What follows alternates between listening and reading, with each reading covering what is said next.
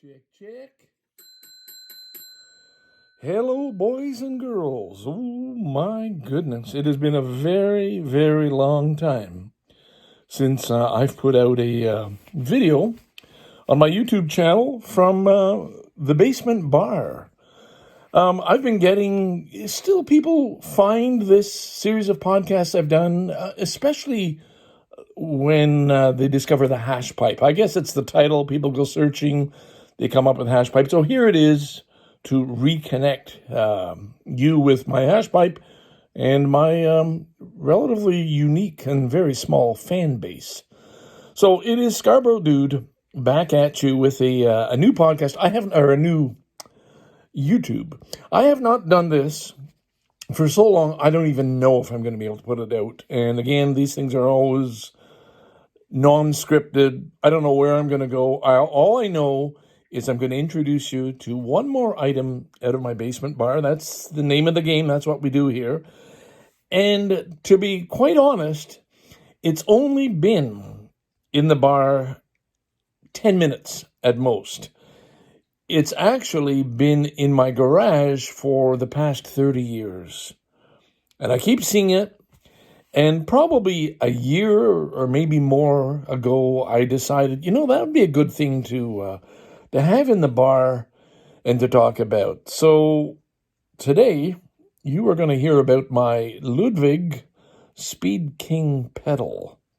And if you're wondering what that is, I'm going to try and show you. I'm going to just reverse the cameras and see if this works. So bear with me. This is going to be a very awkward little bit of video we're doing here. Come on.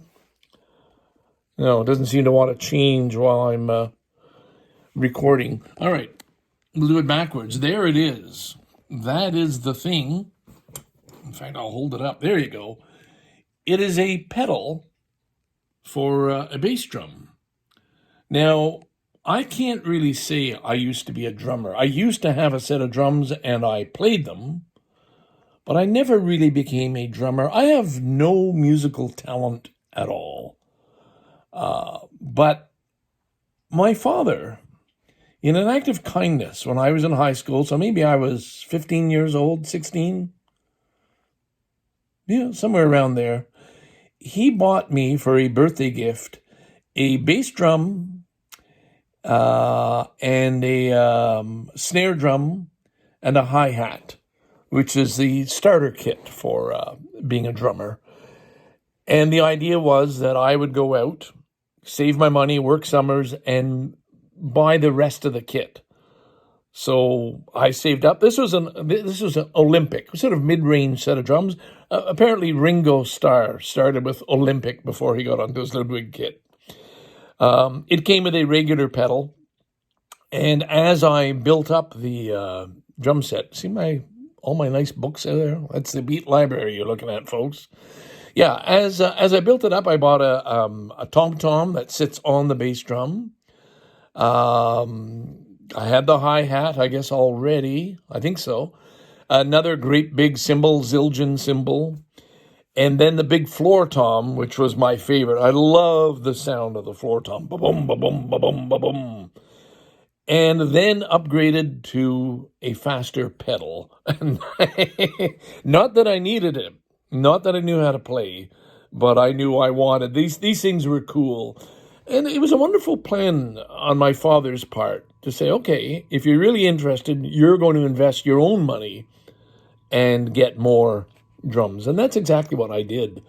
So this still works today. I went online and they are, they're still selling at a decent price. I know I could sell this. In fact, I have no point in keeping it or passing it on to my son, so this would be one of the items. Originally, when I started this series of podcasts, it was a kind of a joke. Remember the $25 spoon, which I still use? It's in the road trick. I'm not selling that.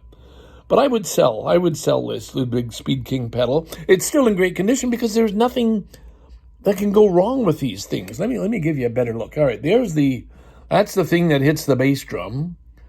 There's the pedal for the foot, and if you zoom in, you can see Ludwig, made in Chicago, I believe, or patented there. Yeah, Ludwig, Chicago, patented. Twin spring Speed King. And it works. You just have to put your foot on it, and bam, bam, bam, there she goes. Bounces back. It's got actual beautiful movement. It's really quite wonderful. So it's there we go. The knob. So boys and girls, that is a Speed King. Now, I knew I didn't have a whole lot to say about this, and I was going to talk more about just the circumstances surrounding it. My father played the banjo. My sister played the piano. My older brother, I don't think, played anything, although he probably had piano lessons. I never had those. And I think my father decided, listen, anybody can teach themselves how to play the drums. And I played. I had fun. I joined some friends once. They had a little band, and I got to play, what is that? Sally. Mustang Sally. I guess I learned that. We had a very mean leader to the band. I'll use his name, Ross McIntosh, because he's probably departed. He ended up being a history teacher at my old high school, Sheen High. He was my patrol leader in Scouts, Boy Scouts, 1st Scottish. And he was a very good leader, fierce. You know, if your necktie wasn't right, he'd chuck you under the chin. I've talked about him before. And I remember him turning around and sort of barking at me. You know, nothing snazzy. You know, just do the beat. You know, don't fuck around. We're the stars, the singers and guitar players. Just be in the background and make a beat. And I think I lasted maybe one session. Sometimes another friend would come over with a bass guitar and would play. So I played with it. I think more than anything, and I have the feeling my father and mother realized this, the purpose was to get rid of some of that teenage tension, anxiety, frustration, anger, whatever it was. You just go downstairs and beat the shit out of your drums. Bam, ba, bam, ba, bam, ba, bam, ba, bam. Really loud, smashing. And they put up with it. They never complained. I mean, it was in the basement, clearly. But I think that's the purpose it served for me. It wasn't about making music. If I had a choice, if somebody had asked me, what instrument would you like? I would have said a saxophone, because to this day, I think they are the coolest instrument by far.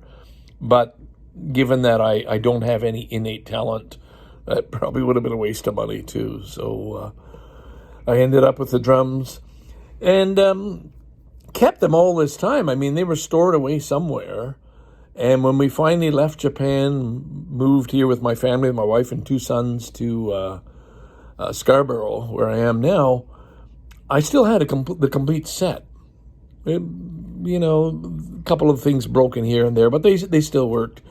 I'm pretty sure my sons lent out my snare drum and the hi-hat because they just disappeared. Somebody might have asked, and I said, sure, why not? And so after that, it was kind of useless. So probably a year ago, year and a half maybe. Sorry.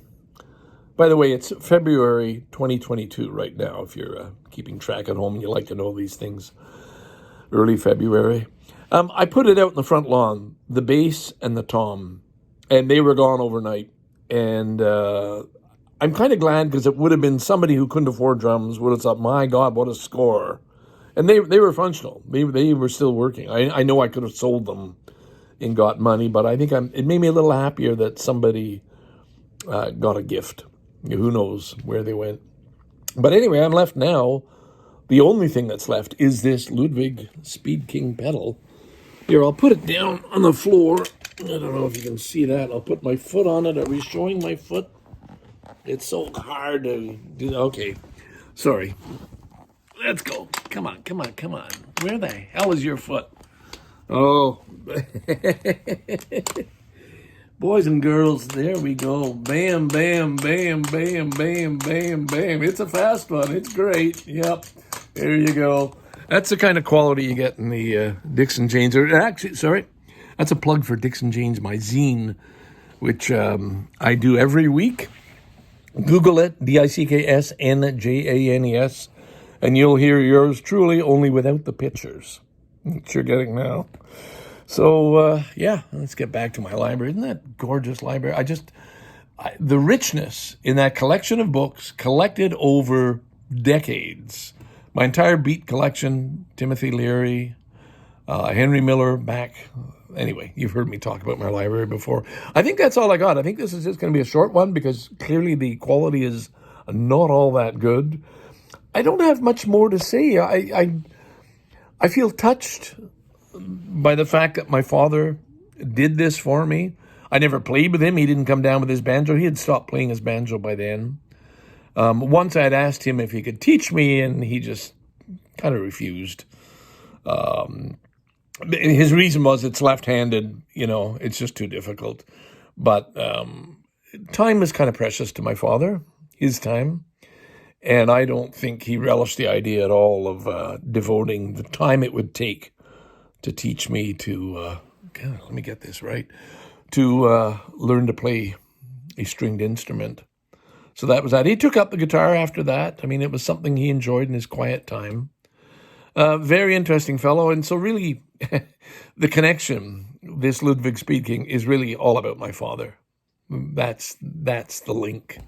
And I think that lesson he taught about saving your money and going out, if you want to expand your drum kit, go out and buy them. So I probably went down to, was it Steve's downtown? I don't know what the music store was in Montreal at the time, but got these. And it was a big part of my life. In a way, kind of, I wouldn't say sad, and I wouldn't say pathetic, although those two words come to mind. But the fact that nothing ever happened with it. I think it served its purpose at the time. Hey, bang those drums and make some noise. I learned to do a few tricks. I mean, I got the nice brushes, like when you're playing jazz and you can do the brushes on the snare. So, I mean, I could function. But if somebody said, hey, dude, get up there and play the drums for us, show us what you can do, I would probably give a fuck you. Game over. I never did know how to play it. I'm certainly not going to embarrass myself now. So, yeah, that's the end. So anyway, this. I'm keeping this short. I hope to find something else to share with you that is of interest back here and continue these series. I thank the people who actually found me, and said, hey, when's the next one?